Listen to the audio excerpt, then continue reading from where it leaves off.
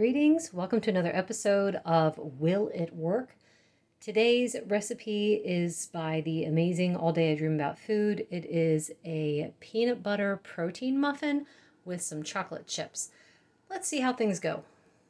Starting with 1 full cup of peanut butter or 264 grams and a tablespoon of butter. This looks a little dirty because it is a little dirty. I just used this to make some peanut butter bars. Anyway, I'm going to heat this over low, medium. You could do this in the microwave. I don't trust my microwave unless it's for really small amounts, so this is going to heat up on the stovetop.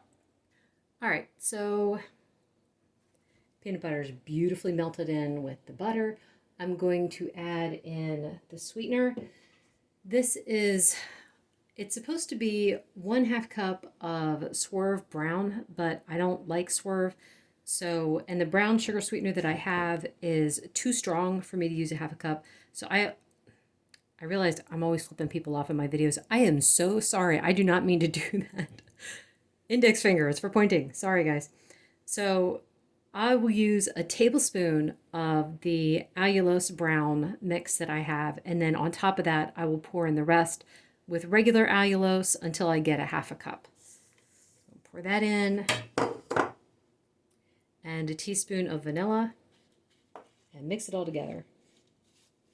It already smells good. The brown sugar sweetener is so strong, and I mean, I love the smell of it. It's just funny because whenever I bake with it, my hair smells like brown sugar the rest of the day. I love it. I love any candles that I have and stuff are always like sweet candles. They don't make me crave sweets. I just like how they smell. To that, I'm going to add 3 room temperature eggs. I'm going to actually switch to the whisk just to make things a little easier for myself.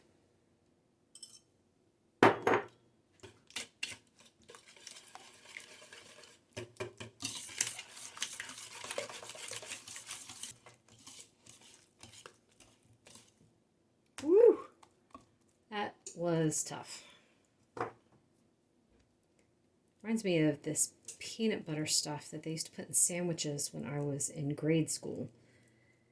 Oh my goodness, it was like this consistency, and I wondered where in the world they got it from, because it tasted like fudge.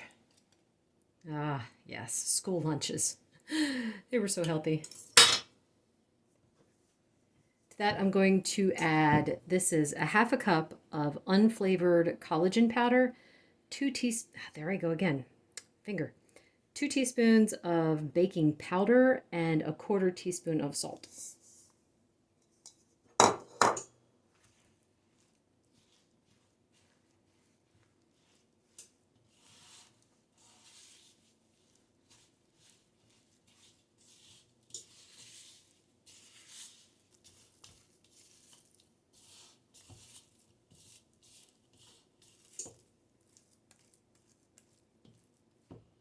That looks pretty sticky. I'm not sure if that's how it's supposed to look or not. We'll just see. I'm going to add in 1/3 cup of sugar-free chocolate chips. These are Zero dark chocolate chips. I'm going to save some, so we can add them to the top.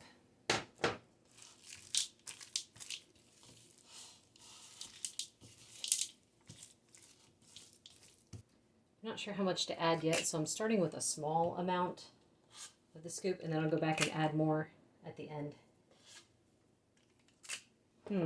So some of these are a little empty. Let's share the wealth. I'm terrible at eyeballing stuff.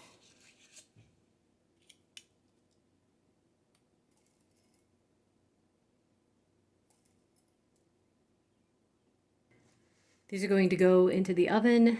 She's got baking them between 18 to 25 minutes.